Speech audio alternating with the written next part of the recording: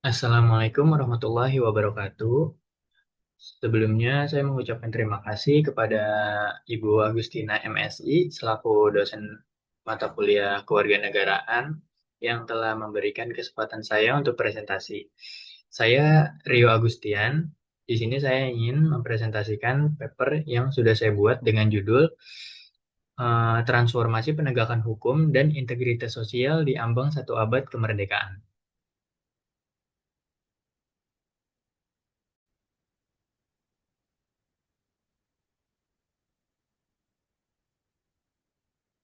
Di sini saya mengambil judul Transformasi Penegakan Hukum dan Integritas Sosial di Ambang Satu Abad Kemerdekaan.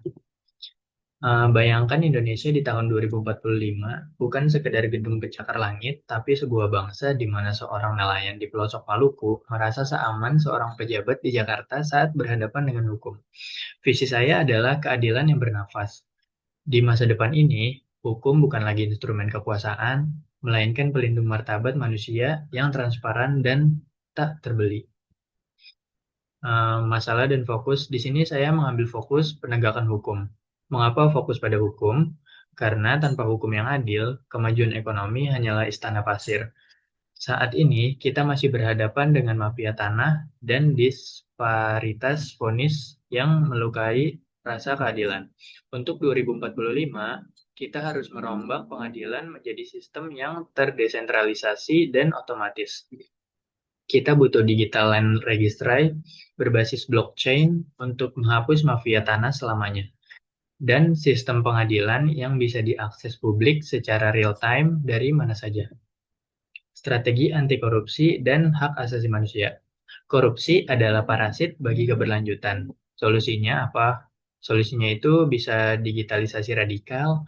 Kita harus menutup celah kontak fisik dalam birokrasi melalui smart contracts. Namun, teknologi saja tidak cukup. Perlindungan HAM harus menjadi napas di setiap kebijakan. Setiap proyek pembangunan di tahun 2045 wajib melewati audit dampak HAM. Kita belajar dari Singapura tentang sistem yang bersih dan dari Norwegia tentang transparansi radikal. Lentera hukum digital ini adalah aksi nyata. Lentera hukum digital ini bukan sekedar aplikasi, tapi ekosistem pengawasan warga. Dengan AI, warga bisa menerjemahkan bahasa hukum yang rumit menjadi panduan praktis. Bayangkan fitur kawal perkara yang menjamin laporan korupsi aman karena dienkripsi. Inilah senjata digital warga untuk melawan intimidasi dan maklar kasus. Analisis risiko. Tentu jalannya ini menantang. Kita berisiko menghadapi kesenjangan digital dan bias algoritma. Namun, kita memitigasinya dengan konsep human in the loop, bahwa nurani manusia tetap menjadi pemutus akhir, bukan sekedar mesin. Kita juga butuh pos hukum digital di setiap desa agar keadilan ini inklusif, bukan hanya milik orang kota. Indonesia Emas 2045 ini bukan hadiah, tapi hasil tenunan kita hari ini. Peran saya sebagai generasi muda masa depan adalah menjadi jembatan integritas. Mari kita pastikan bahwa di tahun 2045 tidak ada lagi warga yang takut pada hukum, karena hukum ada untuk memeluk mereka. Sekian presentasi dari saya, kurang lebihnya mohon maaf.